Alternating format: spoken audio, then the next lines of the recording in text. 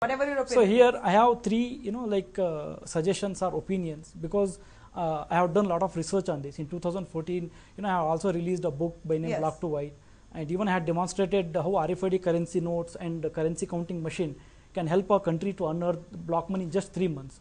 So it's been covered by many media and electronic print as well as print medias. Right. The first suggestion is the number one, as our panelist says, like definitely India is in crisis. The number one, the first thing is they have withdrawn or else they have blocked 86% of our entire currency. 86%, correct.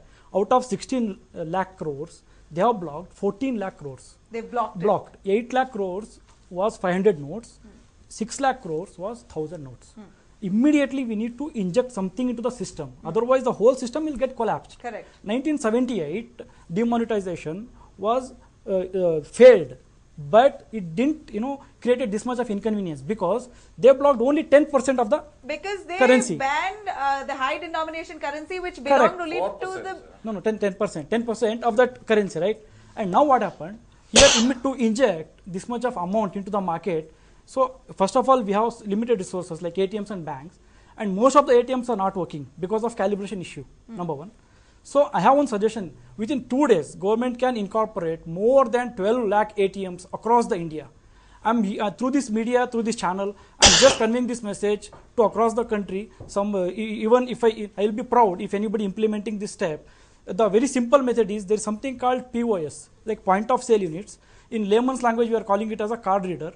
Every retail outlet and bunks, everywhere POS units are there. To our audience, your card swiping machines are called POS machines. Correct. So you would find that anywhere. Correct. Like at your petrol bunks or your shops, your not grocery stores. Correct. I don't know grocery stores also are having.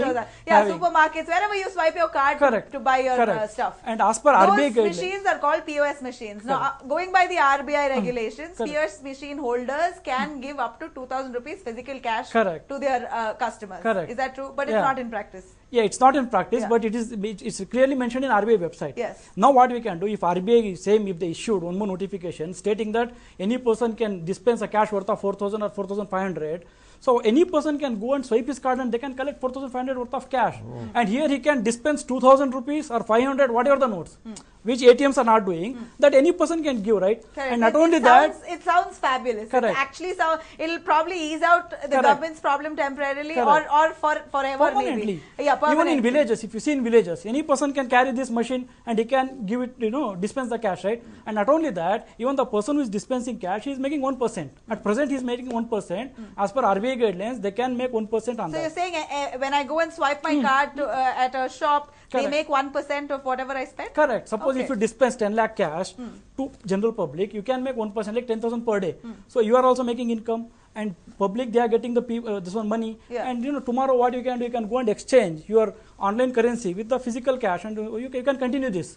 So with this simple step, instead of going and standing in lines at ATMs and your banks, if POS machines also act like mini ATMs or micro POS ATMs. Yeah, POS ATMs. If these POS machine holders or card swiping machine owners actually give out physical cash, if you swipe your card, it gives 1% to the card machine holder as well, and you're also convenient. Like only thing in this is it is a logistic nightmare. How?